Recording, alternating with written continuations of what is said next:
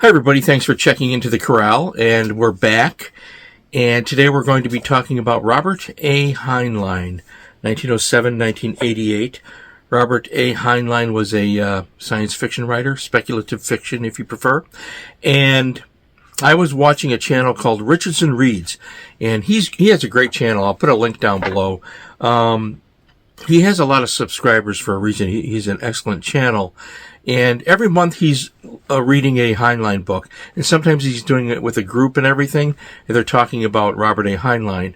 I hadn't really covered Heinlein adequately here at the Corral. So I thought, well, you know what? Even though I'm on the road, I can do a quick reread on some of the books. It's a very busy year for me, as I've mentioned. And take a look at some of my favorite Robert A. Heinlein books, or not. So I chose 3 to reread. The first book I reread was this edition of Glory Road, which is a early 1970s edition. And this is my original edition, Berkeley edition. And, you know, it's a science fantasy. Some people refer to it just as a fantasy novel, his only fantasy novel. I don't agree with that. That's not quite true. But it certainly is science fantasy. And it's really an interesting setup. This book was published when? This book was published in 1963. So, wow. Going back a ways. So it's about Oscar Gordon. He has a nickname Scar, and he answers an ad in a newspaper they're looking for a brave guy that wants to go on an adventure. So he meets a woman, the most beautiful woman in the world, in his opinion. That's always helpful, by the way, in fiction. You need to have a beautiful woman in the story. So anyways, Heinlein, if you read all of Heinlein's work, as I have, he loved beautiful women, as well he should have. Anyway, her nickname is Star, so he's Scar, she's Star. She's going to take him on a quest in an alternate universe or an alternate planet. He never really knows where he's at, but it's a different planet with different customs and all of this going on. So they're on a quest, so it has a typical fantasy quest. The way is perilous. So again, he's in a star civilization somewhere. He doesn't know where he is. He's following her with you know, her friend, and she has a sidekick, and they're going to find the egg. And I took some notes here because I hadn't read this book in a long time. I reread the whole book. It hasn't lost its appeal to me. He's on this quest, and it's typical Heinlein for this period. Heinlein started out writing juvenile fiction, which we're going to get to in a moment. And then he became, of course, one of the preeminent writers of adult speculative fiction ever. You know, it was Robert A. Heinlein, Isaac Asimov, and Arthur C. Clarke are the big 3. I would add Jack Williamson to that myself. And we're going to do an episode on Jack Williamson sometime in the future when I get back from my travels. So we'll see. I have the books right over there waiting for me. Anyways, it's a good story. He has a sidekick, Rufo, who's a typical sidekick. He's kind of comedic in a way. There's some comedy involved here. I would call it, with Heinlein, his comedy varies between slapstick comedy and satire. And when Heinlein gets satirical, it's something to behold. So I like the book. It's written in the first person from Oscar Gordon's Scar's perspective, and marvelously done. Typical of Heinlein.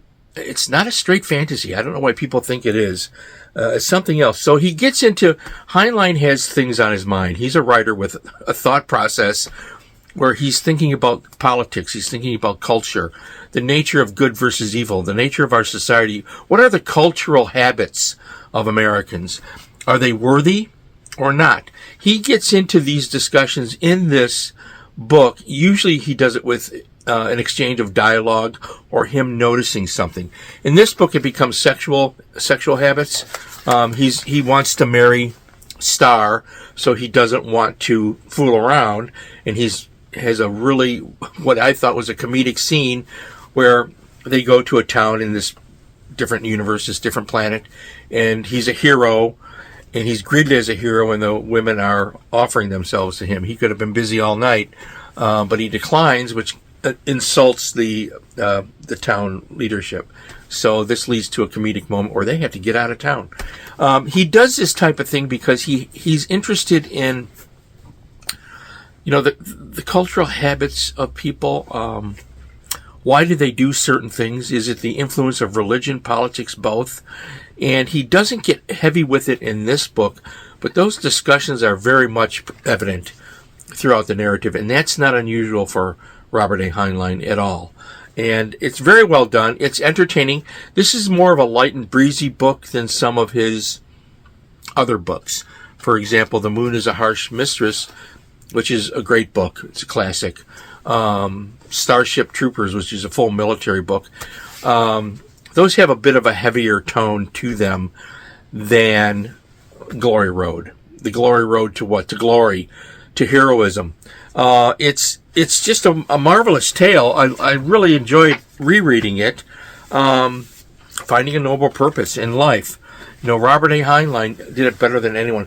He leaves it open at the end for a sequel, which he never wrote. Although he does come back to, in some of his later books, he does have books such as The Number of the Beast, where characters from his other books show up. That's a wacky book. I'm not covering it this time. I have to reread it. I have my original edition over there. I am going to cover next Orphans in the Sky, and here is Orphans in the Sky. This is a later edition from Baen Books, and Orphans in the Sky is really two novellas pieced together to make a novel. Published in 1941, it was Universe, a story called Universe, followed by Common Sense. It's about a cadet. Boy, I can't speak English today. Cadet named Hoyland. And here's the setup. It's really unique. Now, I would consider this a juvenile novel. It's not a perfect novel. It's not anywhere near being his best novel, but it's entertaining enough. I always enjoyed the basic setup, which here he's, his theme, and Heinlein as a writer, with themes in motifs on his mind, and that would be religion. And he's talking about, so here's the setup. They're in a ship. They don't know it's a ship. They're in a cylinder. It's going through space, and all they know about the universe are the metal walls. There is nothing to the universe but the metal walls, the floors, and the machinery. This is their universe, created by God. But it turns out that not all is as it should be. To discover that they're on a ship traveling through space, a void to another planet where they could disembark, is a mind-bending concept for the people on the ship. And Cadet Hoyland is going to be the one that gets that moving. There's another group of people on the ship. They're mutants. They're called the mutants. And they, in fact, Joe Jim is on the cover here with two heads. And they know more about that than the regular crew, who are separate. The ship is so big they're separated and they live separately on the ship. Fast, breezy, not altogether logical. Some of the basic science behind it, I think, is reasonable. So leaving the ship is mind-boggling. So they're floating through space, and they have to get to this point where they are going to make a decision. Are they going to they determine that the ship is floating freely, and it needs to be driven. It needs to be guided to set the controls back to what they were. And they do this through studying and working together, and it happens. And then, of course, spoiler alert, we all know it's going to happen. Again, a sequel could have been done of this, but not really. Again, in Number of the Beast, some of these characters, I believe, show up again or are made reference to. I really need to reread Number of the Beast, which is a later book by Heinlein. So there's two. We have a later adult science fantasy book, and then we have an earlier kind of a juvenile thing. It's not really, this is not a major work, but I think it's cute enough and good enough. For younger readers, this might be a good entry point for you. Not that you can't handle the heavy stuff, but right here, you can try Orphans of the Sky. The final book is one of his juveniles, and I chose my ace paperback because I've always loved the cover of his juveniles on these Ace paperbacks. What a great typical science fiction. The Rolling Stones is from 1952. And this was Heinlein's career for many, many years. He wrote juvenile science fiction stories. I don't know if I mentioned that.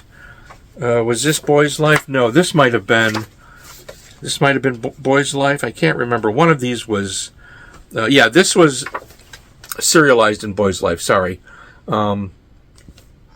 This is a fast and easy read. Now, I hadn't read this in 45 years. I've had this paperback a long time. So I read it, and it's okay. It's not Heinlein's best juvenile. It's about the family Stones, called the Rolling Stones. Long before the rock band came along, we had the Rolling Stones. And so they have two sons, Castor and Pollux, and they're named after the Greek characters in Greek mythology. So the family purchases a space ship, and they want to go traveling. All right, just like, in the 60s, my dad purchased a Pontiac, and we went traveling. They purchase a spaceship, and they go traveling, like the Jetsons, kind of. It's not quite that silly. So they go sightseeing. They get into a conflict over regulations. Again, Heinlein's theme, government control, autocratic governments. What's good and what's bad? How do you determine what's good and what's bad? What's the moral backbone behind it? Is it about making money? He touches upon these things even in his juvenile books. It's not all that heavy here at all. I'm making it sound heavier than it really is. They go to Mars, and they're investing in some things to sell. Their pet is a cat. It's called the Flat Cat. This is where this book becomes famous. It's famous because the Flat Cat, the cat character in here, was the influence for the Tribbles in the science fiction television show. On that episode, Heinlein gave permission. They actually contacted him. There's a whole story about that. I think people make too much of it. This doesn't resemble Star Trek at all. It's a totally different thing, which is great, but I'm not against Star Trek. I loved the original series. And some of the later ones were good. But anyway, a lot of influential things come out of Heinlein's books. Not just the Tribbles, a lot of discussions about the nature of society, the space age. By the way, I saw a wonderful clip. There's a wonderful clip that was filmed the day of the moon landing in 1969, and Walter Cronkite was interviewing Arthur C. Clarke, and in a different studio across town, they had a reporter with Heinlein, and they connected the two, and you can watch the two have a brief exchange, Arthur C. Clarke and Robert A. Heinlein, just briefly discussing things through this remarkable communication called television in 1969. The impact of that wasn't lost on me at the time I saw it, and when I rewatched it, it still isn't lost on me. And Arthur C. Clarke clearly states in that filmed interview that was the most momentous day in human history. That man would actually reach out to the stars and land on another planet. Whether it be a moon or not is irrelevant. It's a orbiting body. And Heinlein and Clarke were right there. Today it's a different deal. I think they'd be horrified at these idiots out there saying that the moon landing never happened, and people feeding into this nonsense about, everything is a plot, it's a conspiracy, and you're all full of shit. Really. Sorry about my language, but that's the way I feel about it. You people that put those ideas out there, you're completely off your rocker. And Robert A. Heinlein would not have enjoyed listening to you silly little people. So anyways, I'm quite the fan of Heinlein. I want to thank Richardson Reads for mentioning it and getting me back to Heinlein. I am going to cover some other Heinlein books in the future. I really want to reread Number of the Beast, but that's not going to happen until maybe closer to Thanksgiving. I have to get some things behind me here first before I can do that. But these are quick, easy reads. If you're uncertain if you'll like Heinlein, I'd recommend any of the three, but of the three, my favorite here is Glory Road. What a great book, and a little different from his stuff, but not so different that you won't tap into what this man is all about, or was all about. There's a lot of material out there to choose from when it comes to the great Robert A. Heinlein, and there he is. I'll have a scan of his face coming up from the back of this book. These Berkeley paperbacks were the best with Heinlein. All right, that's it for this long-winded episode yet again. I do hope you enjoyed that. I hope you science fiction fans have a lot of Robert A. Heinlein, Isaac Asimov, and Arthur C. Clarke in your collections. Until next time, my friends, stay well. Stay happy, please. Feed your beautiful minds. Read a book.